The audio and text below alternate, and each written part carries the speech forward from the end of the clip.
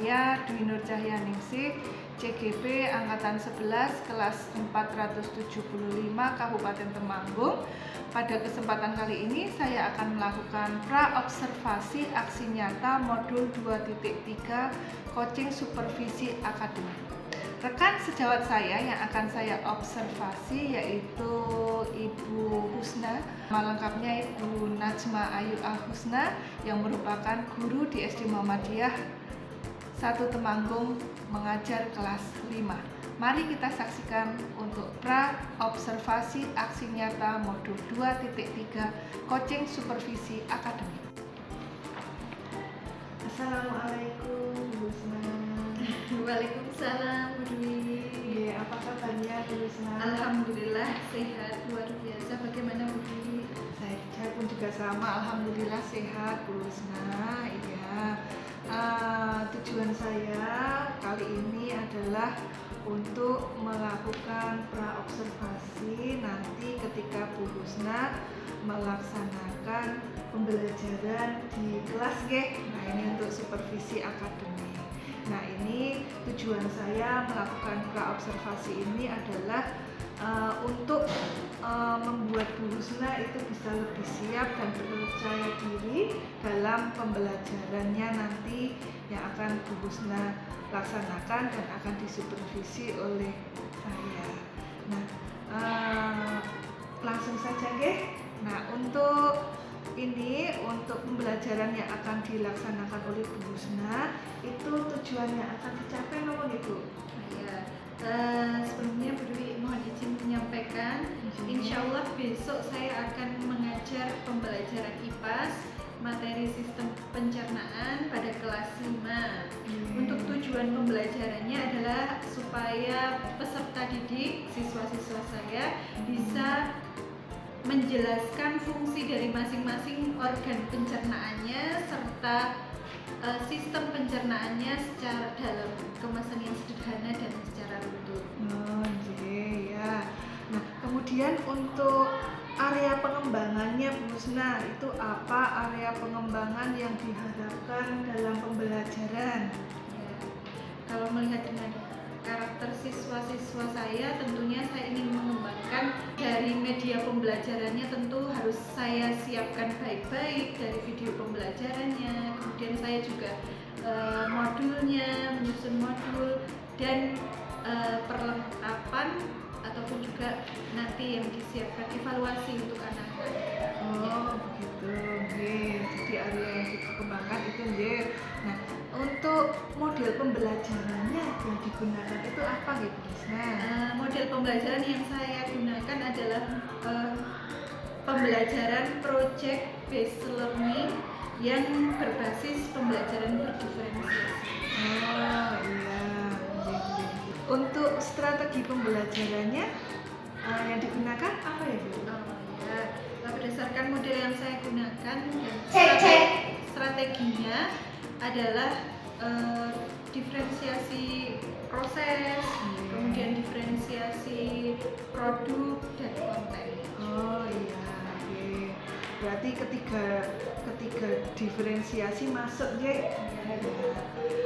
Untuk penilaiannya Bu, bagaimana Bu?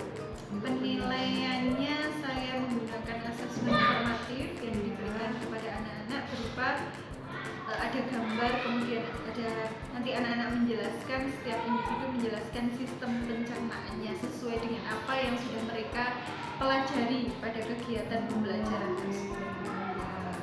Kemudian untuk sasarannya itu untuk kelas 5. Kelas 5. Ya, kelas 5. Mudah-mudahan besok ketika Ibu melaksanakan pembelajaran itu bisa berjalan dengan maksimal dan semua sudah terpenuhi di pembelajaran yang akan Ibu berikan di kelas 5 tersebut. Ya, itu dulu Bu.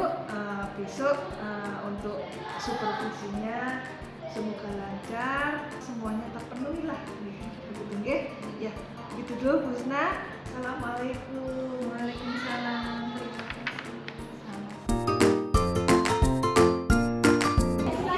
Assalamualaikum warahmatullahi wabarakatuh. saya Dwi Cayaningsi. Saat ini saya sedang melaksanakan supervisi akademik yang akan dilaksanakan oleh Ibu Najma Ayu Al-Husna. Mari kita saksikan. Bismillahirrahmanirrahim. Assalamualaikum warahmatullahi wabarakatuh. Waalaikumsalam warahmatullahi wabarakatuh. Selamat pagi, Salihah. Pagi luar biasa. Bagaimana kabar kalian hari ini? Alhamdulillah luar biasa. Cinta Al-Quran, Allahu Akbar. Kelas 5 Ibnu Qayyim. Cerdas, kreatif, berprestasi, penghafal Al-Quran, Allahu Akbar. Semangat SD Muhammadiyah Temanggung. Jujur, disiplin, dan tidak egois. Alhamdulillahirrahmanirrahim. Hari ini Allah pertemukan kita kembali di hari Kamis yang ceria, yang berbahagia. Semuanya masuk semua dan sehat semua. Alhamdulillah. Rabbi zidni ilman warzuqni fahman. Amin. Amin. Alhamdulillahirrahmanirrahim. Sudah siap untuk belajar? Sudah siap untuk belajar? Jika minggu kemarin kita sudah belajar tentang sistem penambahan, hari ini kita akan menambah satu ilmu lagi, yaitu berkaitan dengan hal yang paling kita sukai. Yang disukai Mas Kenzo, apa yang Mas Kenzo sukai? Makan. Siapa yang suka makan? Iya, Bu Husna juga suka makan. Tahukah kalian bagaimana kita makan, kemudian makan itu masuk ke dalam tubuh dan makanan itu sisanya dikeluarkan atau ampasnya dikeluarkan? Siapa yang sudah tahu prosesnya? Adakah yang sudah tahu? Belum tahu. Oke, tujuan dari hari ini kita akan belajar tentang sistem pencernaan. Tentang sistem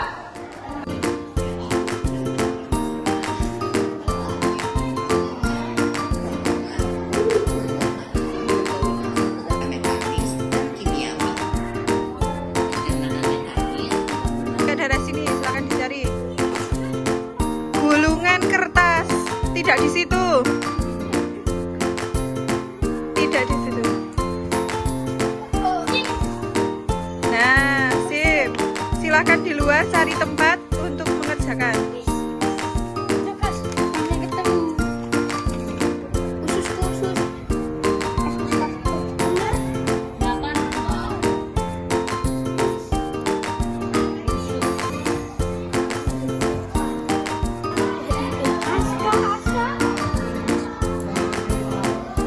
Ayo silakan diambil, Kenzo. Sita. Ya. Petunjuknya apa? Dibaca. Dibaca.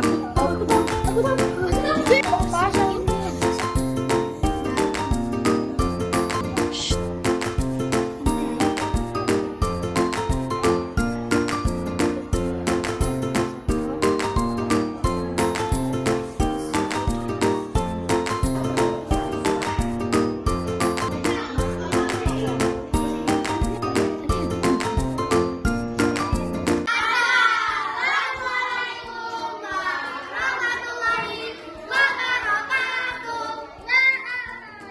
Salam warahmatullahi wabarakatuh.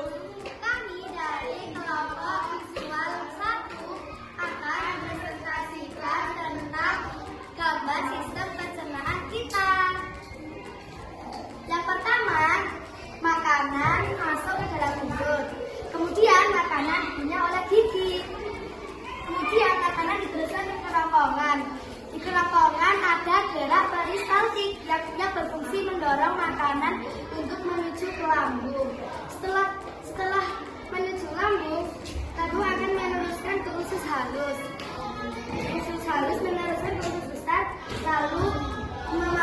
Tanus.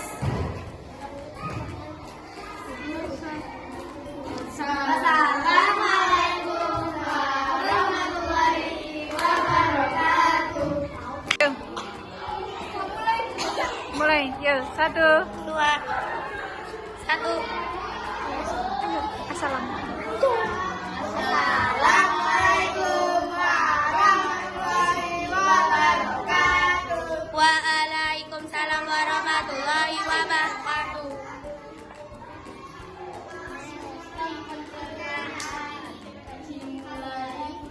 Makanan masuk melalui mulut, kemudian masuk ke kerongkongan, kemudian masuk ke lambung, lalu ke usus halus, kemudian ke usus besar dan dikeluarkan melalui anus. Assalamualaikum warahmatullahi wabarakatuh. Assalamualaikum warahmatullahi wabarakatuh. Waalaikumsalam warahmatullahi wabarakatuh. Sekarang kita akan menyanyikan dari kelompok auditori 1 akan menyanyikan lagu sistem pencernaan. Pencernaan dimulai ketika makanan masuk ke dalam mulut. Makanan dikunyah di lumatan gigi, itu proses mekanik. Makanan didorong dalam kerongkongan, gerak peristaltik. Makanan dicerna secara mekanik dan juga kimiawi. Getah lambung itu mengandung air, asam lambung dan juga enzim-enzim. Enzim dari infeksi dan migrasi itu untuk proses yang kimiawi. Makanan di lambung setelah dicerna lalu ke usus halus. Proses penyerapan sari-sari makan pada dinding tilik.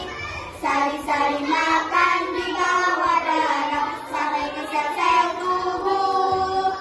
Zat-zat makan yang tidak terserap menuju usus besar. Terima kasih. Wassalamualaikum warahmatullahi wabarakatuh. Iya, Mbak Nuna, apa? Bu, apa yang terjadi jika makanan masuk ke tenggorokan tapi bukan ke kerongkongan? Apa yang terjadi? Oke, bagus sekali pertanyaannya dari Mbak Nuna, beri tepuk tangan. Oke, tadi pertanyaannya apa? Bu, bagaimana atau apa yang terjadi apabila makanan yang masuk ke dalam mulut itu diteruskan ke tenggorokan, bukan ke kerongkongan. Tadi kita sudah belajar gangguan pencernaan dan cara memeliharanya. Kira-kira apa yang terjadi jika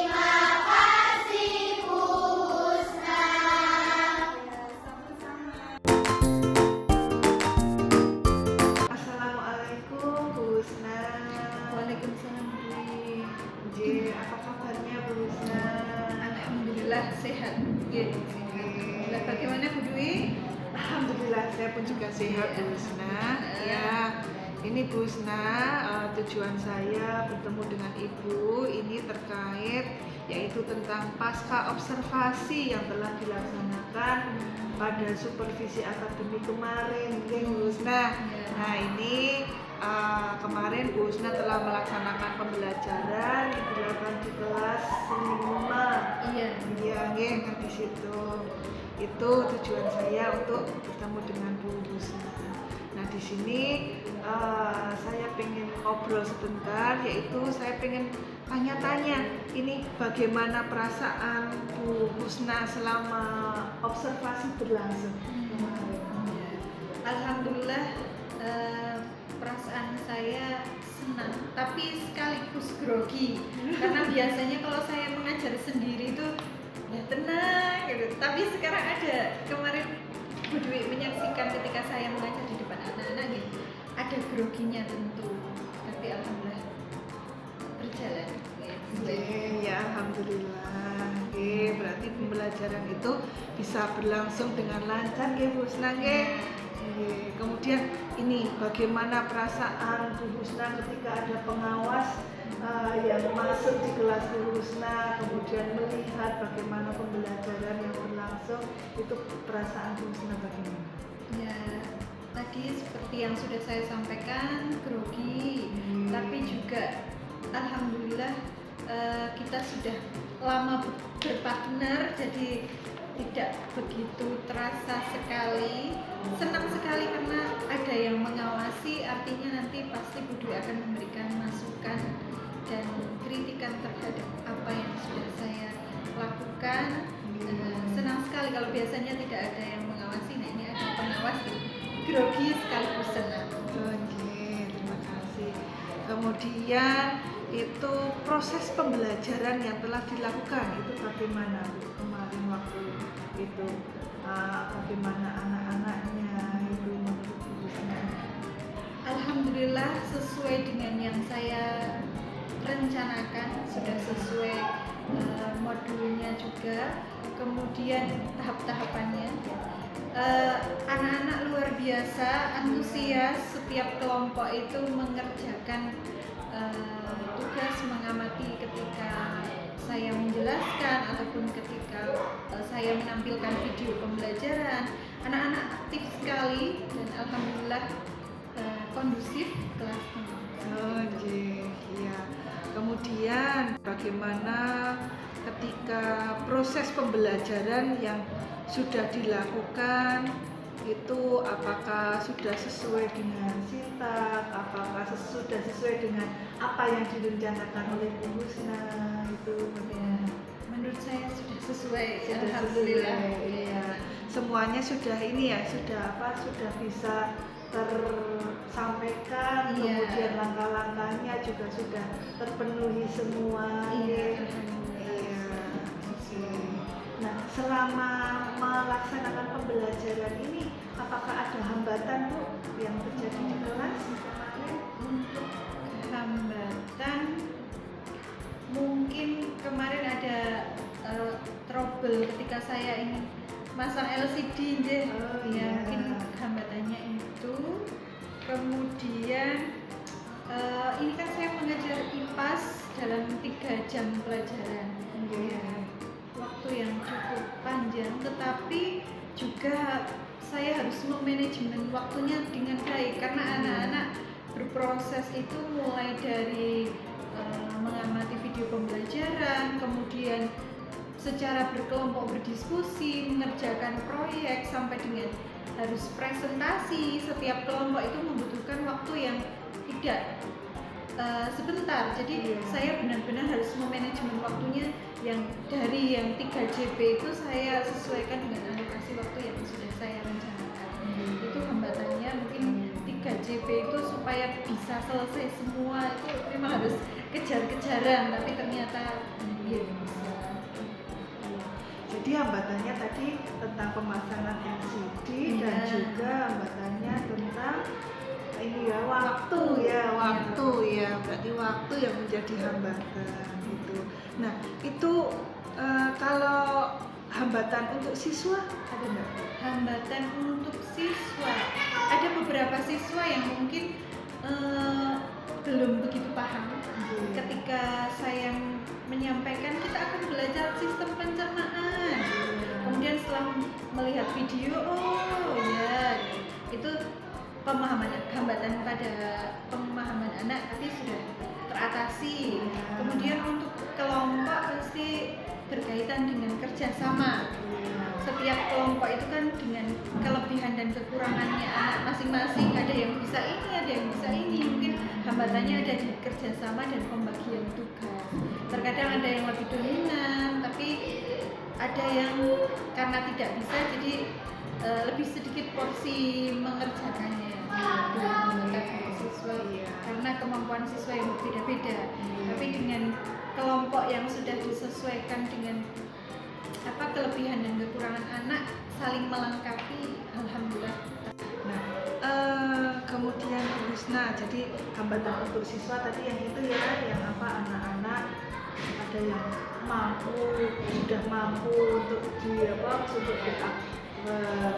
berperan aktif di pembelajaran, ada yang kurang. Gitu. Nah, dari situ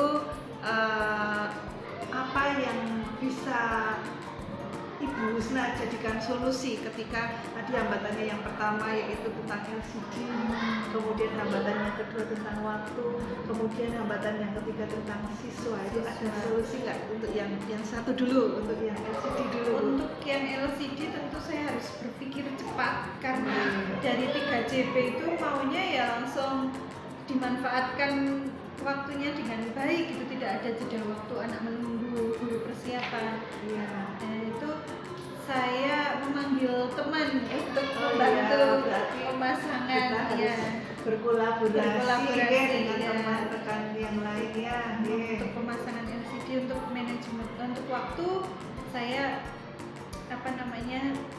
ketika ada yang menjorok harusnya segini itu sudah di waktu ini anak-anak sudah ini kok belum gitu, kemudian saya langsung bergerak cepat. Oh ini berarti anak mengerjakannya segini, kemudian di jam selanjutnya ini harus sudah mulai presentasi gitu. Jadi di tengah-tengah kegiatan pembelajaran ketika waktu itu meloncok dari waktu yang sudah saya tentukan, harus berpikir cepat langsung.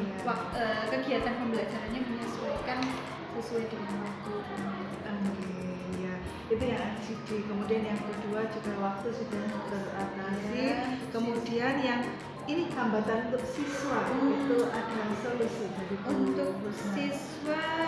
Saya melakukan pendekatan personal secara kelompok, kemudian setelah itu ke individu, kenapa sudah sampai mana, seperti itu saya tanya. Saya mendekati ke setiap kelompok, ada apa yang bisa Bu Husna bantu, ada kesulitan apa, tentunya ada pendekatan. Kemudian jika nanti setiap kelompok itu kesulitan membagi tugas, saya yang mencoba untuk mengarahkan, tugasnya apa, kemudian ini yang mengerjakan ini siapa, saya membantu. Mereka yang membagi tugas sendiri, tapi saya menjadi fasilitator, mengarahkan mereka untuk membagi tugas yang sesuai.